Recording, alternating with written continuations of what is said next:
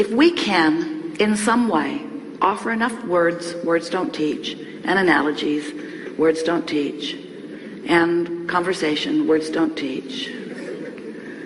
We've enjoyed this interaction in this. That if we can offer enough that will to stimulate within you the awareness that your point of attraction is everything because you are the center of your universe, and that you are the perceiver of it, which means you are the vibrational interpreter of it. You translate your vibration into the reality that you are living, into what you are seeing and hearing and smelling and tasting and touching.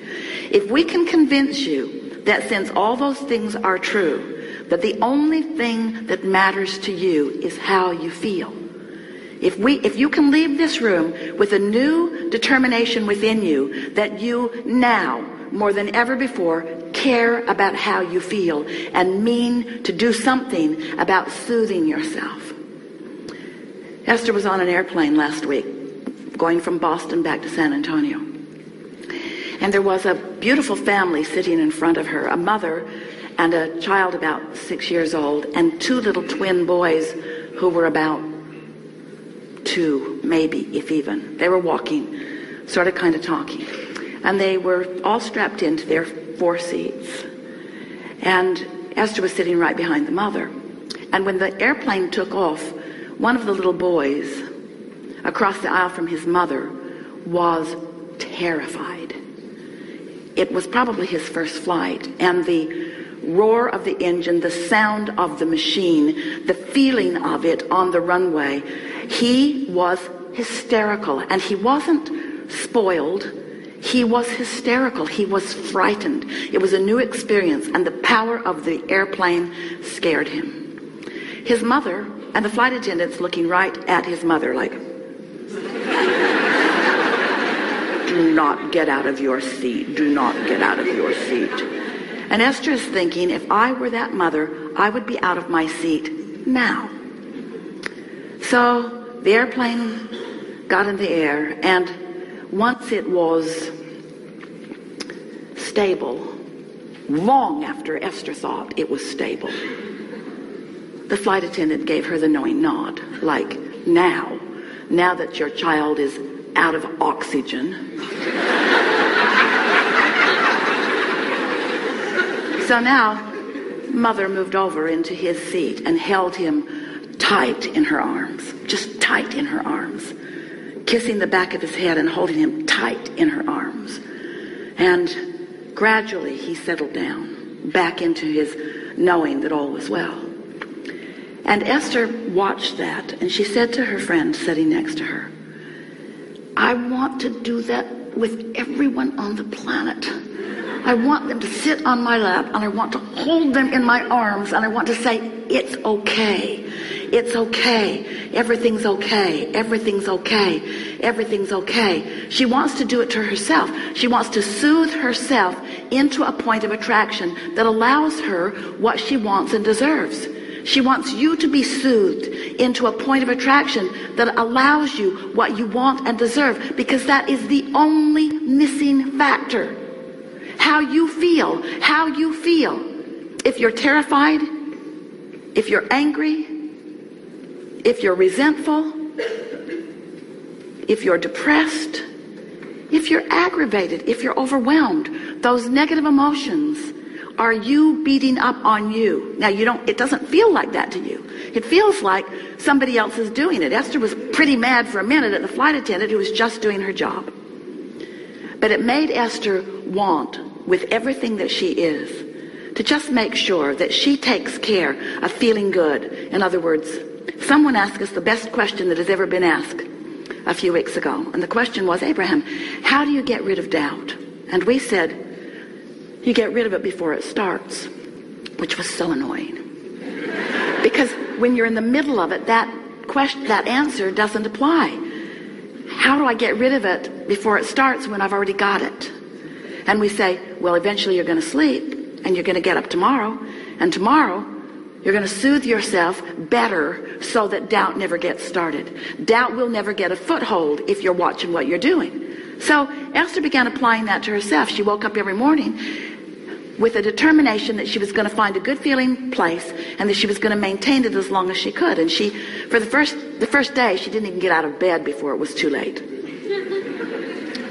The second day it was better. The third day she didn't make it through breakfast. In other words, it took quite a while of Esther caring more about how she felt than tending to emails, caring more about how she felt than tending to what was going on with other people. In other words, you've got to put yourself first. You've got to be so selfish.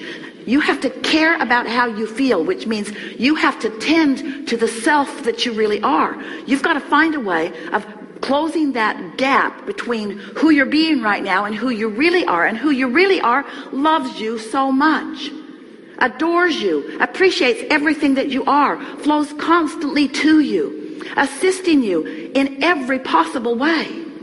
Last week, Esther came bouncing up the steps, and the step wasn't stable. When she stepped on it, it caved in, and her foot went between the step and the stage. Scraped up her shin. She stumbled onto the stage. It was funny.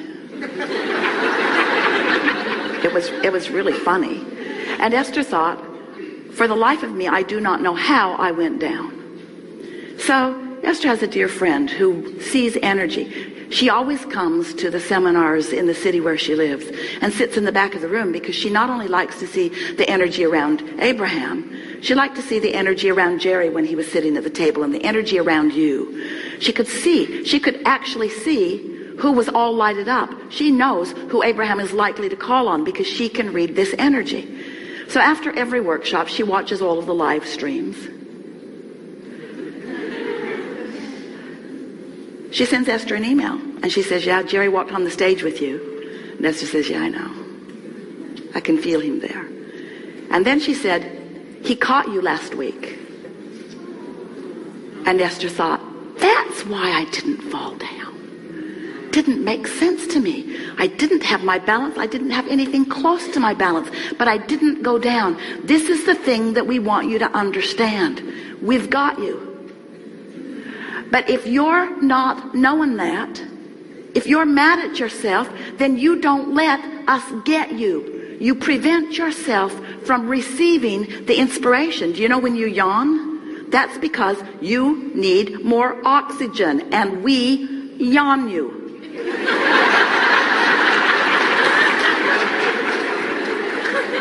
All of you are receivers, you see. How often are you in traffic and you know to do something that prevents something that... How many things do you prevent that you don't even know you prevent?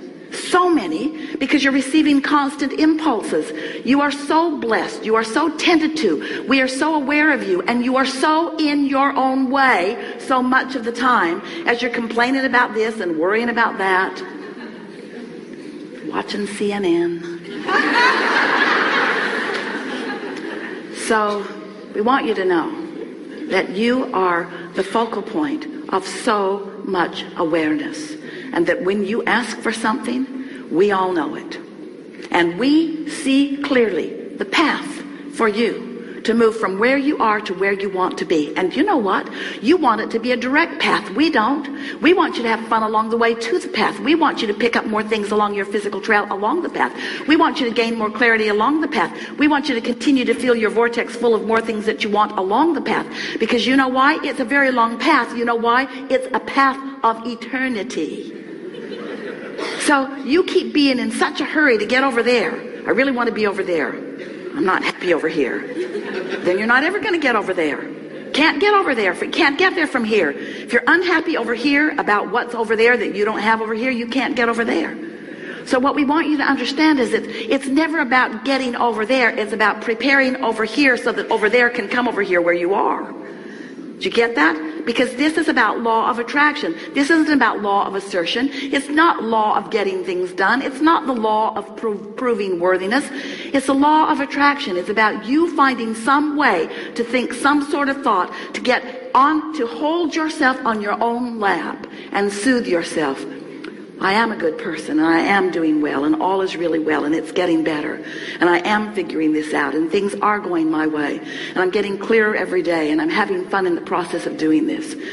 And I'm understanding the creative process, and I know that this is a universe based upon attraction, and I know about vibration, and I know what I'm doing with vibration. I'm getting better at it every day, and there's evidence every day that lets me know that. As you soothe yourself, as you do something about tending to your point of attraction, which is all that matters, because everything else is already done, you see. It's like sometimes, we'll just give you a sort of analogy. You've asked for it, and you're summoning it, but you've got your shield up, your cloaking device. You've got your umbrella up, old style.